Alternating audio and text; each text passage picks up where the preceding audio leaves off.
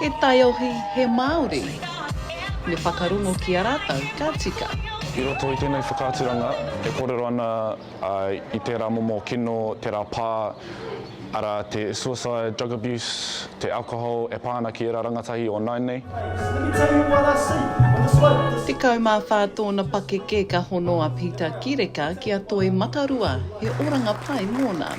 Before I joined them from my mate. Me and their fella got up to real no good, drinking, alcohol, drugs, all that. Once I came into TM, Toi Matarua, it really changed my perspective of life. I nāi nei ka tū ki te atamira hei waha kōrero mo e nei take kua pā kino nei ki te hunga rangatahi.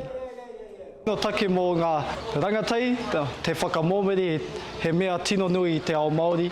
He tino nui tēnei kaupapa ki te ao ki Aotearoa. Haere tonu.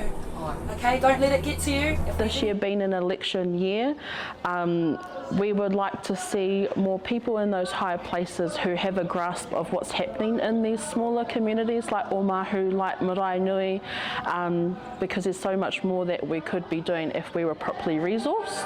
Ihi! Ihi! Tuku tāku noa ki te kāwanatanga, tiro atu ki ngā rangatahi Māori. Ki taku tiro, ko āhua panaia i ngā rangatahi Māori ki te taha, hei kore ake.